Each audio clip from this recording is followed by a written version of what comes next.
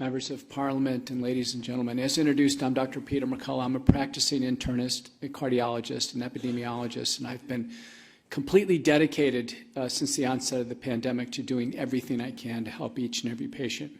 These are my observations, and this is my analysis. There have been two waves of injury to the world. The first has been the SARS-CoV-2 infection, which preyed upon the frail and the elderly. And then the second wave of injury now has been the COVID-19 vaccines. The role of the WHO appears to be adverse in both of these. The role of the WHO appears to be operating within a biopharmaceutical complex, a syndicate, a complicated syndicate that has formed over time. It includes the WHO, the United Nations, the World Economic Forum, the Gates Foundation, Rockefeller Foundation, the Wellcome Trust, Gavi, CEPI, the Coalition for Epidemic Preparedness and Innovation that Gates Foundation and the WEF formed largely. The Department of State in the United States, the National Institutes of Health, the CDC, the FDA, the MHRA in the UK, the TGA in Australia, SAFRA in South Africa, the EMA here in Europe. This grouping of non-governmental organizations with governmental public health agencies is operating as a unit. They're carefully coordinated, and the impact has been adverse. At the outset of the pandemic, there was an investigation by the WHO on the origins of SARS-CoV-2. That's when the beginning of the cover-up began. Rear Admiral Brett Giroir in the United States nominated 3 independent scientists to go to Wuhan and figure out what was going on. We knew at that time, and this has all come out in congressional hearings, that Anthony Fauci, Francis Collins, Jeremy Farrar, who was at the Wellcome Trust, who's now the chief scientist at the WHO, Christian Anderson at Scripps, Edwin Holmes in Sydney, Peter Daszak at the EcoHealth Alliance. They all conspired in January of 2020 to cover up what they knew, that the virus was engineered in a joint U.S.-Chinese collaboration in the lab in Wuhan, China. And they deceived the world with 12 subsequent fraudulent papers in the peer-reviewed literature. These were quarterbacked by Jeremy Farrar, who is the chief scientist at the WHO. This is all in the series of reports in the House Select Committee in the United States by the U.S. Congress led by Representative Brad Wenstrup. The WHO has played an adverse role from the very beginning, deceiving the world on the origins of SARS-CoV-2. Doctors like us in clinical practice got behind on this because our governments and agencies like the WHO weren't honest with us. And instead of helping us, or at least getting out of the way in terms of treating patients and saving lives, they got in the way and they impeded our ability to treat patients. They effectively created an entire environment of therapeutic nihilism. There are only 2 things that prevented hospitalization and death. One was early treatment early on, and then the second was to acquire natural immunity with the first episode of the infection. Nothing else worked. There are only 2 bad outcomes, hospitalization and death. To this day, the WHO does not support, embrace, or promulgate early treatment protocols for patients with acute COVID-19. That should tell you something. That should be a wake-up call. We're going on 3 years of this. 3 years of this. And still nothing to reduce human suffering from the WHO. Nothing. In fact, efforts that enhance human suffering. Because the first wave was the illness. And I've testified in the U.S. Senate multiple times, the majority of hospitalizations and deaths were completely avoidable in the highest risk patients with early interventions, starting with virucidal nasal sprays and gargles, and then intravenous and oral drugs administered at home to get people through the illness. Now enter the vaccines. Since 2021, the vaccines have ravaged the population in the world. Worldwide, 2/3 of people took a vaccine. The United States COVID community state study shows 75% of Americans took a vaccine. Thankfully, 25% didn't. I was the only public health and public figure in the United States in writing to question the vaccines before they came out. And I did it as loudly as I could. The COVID-19 vaccines in the United States, 94% of Americans took a messenger RNA vaccine. It is the genetic code for the potentially lethal spike protein, part of the virus. It was the worst idea ever to install the genetic code by injection and allow unbridled production of a potentially lethal protein in the human body for an uncontrolled duration of time. Everything we've learned about the vaccines since they've come out is horrifying. There's not a single study showing that the messenger RNA is broken down because it's pseudo-uridinated, it's made synthetically. It cannot be broken down. There's not a study showing it leaves the body. We now have papers by Castriuta who demonstrates the messenger RNA circulating for a month. That's as long as they've looked. We have the spike protein, the lethal protein from the vaccines, found in the human body after vaccination, circulating at least for 6 months, if not longer. And if people take an injection in another 6 months, there's another installation in more circulating, potentially lethal protein. The spike protein is proven in 3,400 peer-reviewed manuscripts to cause 4 major domains of disease. One is cardiovascular disease, heart inflammation or myocarditis. Every regulatory agency agrees the vaccines cause myocarditis. I'm a cardiologist. Before COVID, for years, we've had guidelines in cardiology. When there is myocarditis, whether it's symptomatic or not, people cannot exert themselves in athletics. It will cause a cardiac arrest. And yet across Europe and across the United States, sports leagues were injecting young people who had no medical necessity, no clinical indication with these vaccines, and we have seen a montage of cardiac arrests in young individuals. I'm telling you as an expert cardiologist, these cardiac arrests are due to the COVID-19 vaccine until proven otherwise. They are. Other cardiovascular diseases caused by the vaccine proven. Acceleration of atherosclerotic cardiovascular disease and heart attacks or cardiovascular arrest.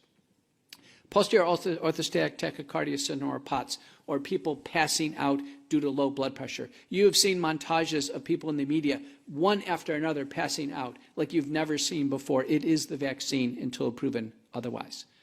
Aortic dissection, atrial fibrillation, other arrhythmias. Cardiac arrest in the absence of myocarditis has been described with the COVID-19 vaccines. The cardiovascular domain of damage in the human body from the vaccine is substantial, more than anything we've ever seen with cholesterol, high blood pressure, or diabetes.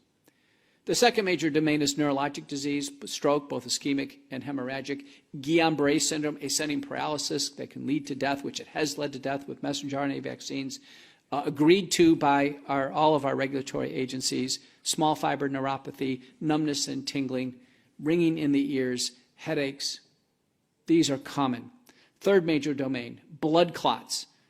Blood clots like we've never seen before. The spike protein is the most thrombogenic protein we've ever seen in human medicine. It's found in the blood clots. The spike protein causes blood clots. Blood clots larger and more resistant to blood thinners than we've ever experienced in human medicine. I have patients with blood clots now going on 2 years, and they are not dissolving with conventional blood thinners due to these vaccines. We can't get these out of the body. We can't get the messenger RNA or the spike protein out of the body as is continually produced. Fourth and last domain, immunologic abnormalities. Vaccine-induced thrombotic thrombocytopenia and multisystem inflammatory disorder are early acute syndromes, well described, published. They have their own acronyms, all agreed to by the regulatory agencies. So all of you in the room and all of you listening online are asking, is it me? Is it my family member? Is it my loved one? Who is going to be the next person to drop after a vaccine. We've seen cardiac arrest now 2 years after these shots. 2 years. I'm the senior author on the largest autopsy study ever assembled of death after COVID-19 vaccination, worldwide. We searched the literature, 600 papers, all the clinical findings. We reviewed them with contemporary knowledge, experts in pathology and clinical medicine. Our conclusion, 73.9% of the deaths after vaccination are due to the vaccine. They are due to the vaccine. When it's suspected myocarditis, in a second paper, of which I'm the senior author, it's 100% of the time. It's due to the vaccine. Not COVID, respiratory illness, the vaccine. We are seeing now a third false narrative. The first false narrative was that the virus is unassailable, we have to stay in lockdown and be fearful. The second false narrative is take a vaccine, it's safe and effective. The third false narrative now is it's not the vaccine causing these problems, it's COVID. It's COVID that we saw back in 2020 causing all these problems in 2023. Don't fall for the false narrative. The medical literature at this point in time is compelling. The Bradford Hill criteria for causality have been fulfilled. The vaccines are causing this enormous wave of illness. Now, could it be you or your family member? A few important papers to finish. One is by Schmeling and colleagues from Denmark, demonstrating that about 30% of people who have taken a vaccine have zero side effects, nothing, not even a sore arm, not even a sensation that anything happened with the injection. Those people appear to be fine forever, as if they didn't take a shot. And the data are the same in the United States in our VAERS system. The second batch group is about 70% of individuals, and they have some moderate side effects, some trouble, but they don't seem to really have serious events. And then there's that small third batch group, 4.2% in the Schmeling data. It's through the roof. Myocarditis, cardiac arrest, blood clots, hemorrhagic stroke, disabilities, sudden death at home in bed. And the data are the same in the United States. 4.2% of people in Europe right now are in trouble because they were unlucky enough to get a high-risk batch. In the United States, our CDC vSafe data, which is self-reported data, 10 million Americans, the number is 7.7% got so sick with a shot they had to go to the hospital and be treated or be hospitalized. A Zogby survey done about a year ago, a big representative sample in the United States, found 15% of those who took a vaccine have some medical problem that they're dealing with right now. So again, 4.2%, 7.7%, 15%. That's the penumbra. That is the Venn diagram that you're all going to be involved in the calculus. What's the path forward? The path forward is clearly for no one to take another shot. No one. Now, the World Council for Health, which is a multinational, evidence-based physician and healthcare provider organization, on June 11th, 2022, issued a pharmacovigilance report looking at 39 safety databases, including the WHO VisiSafe and the EMA databases and the US databases. And their conclusion was to remove all the COVID-19 vaccines off the market for excess risk of death. Excess risk of death. Okay? On the floor of the U.S. Senate, December 7th of 2022, I co-moderated a session, and our expert panel, by assent in the U.S. Senate, concluded all the COVID-19 vaccines should be removed from the market, all of them. No new boosters. And then in March 23rd of 2023, the Association of American Physicians and Surgeons, a factual, fact-based, evidence-based, consensus-driven organization, just like the two others, also concluded to remove the vaccines from the market. So I submit to you the COVID-19 vaccines and all of their progeny and future boosters are not safe for human use. I implore you as a governing body, the European Medicine Agency, to apply all pressure and due urgency to remove the COVID-19 vaccines from market. In the United States, it's going jurisdiction by jurisdiction, probably state by state will remove them off the market if the federal government doesn't do so. It's going to happen. It's going to happen all over the world. The WHO is standing behind these vaccines. They are far more of a problem than a help to the European Union. And it's my belief that the European Union, the United States, and all major stakeholders should actually completely pull out of the WHO and leave the WHO to its own endeavors, not to have any jurisprudence, any dominion over what we do in healthcare. WHO will never have dominion over what I do as a practitioner with patients in my practice. I'm Dr. Peter McCullough. Thank you so much for having me.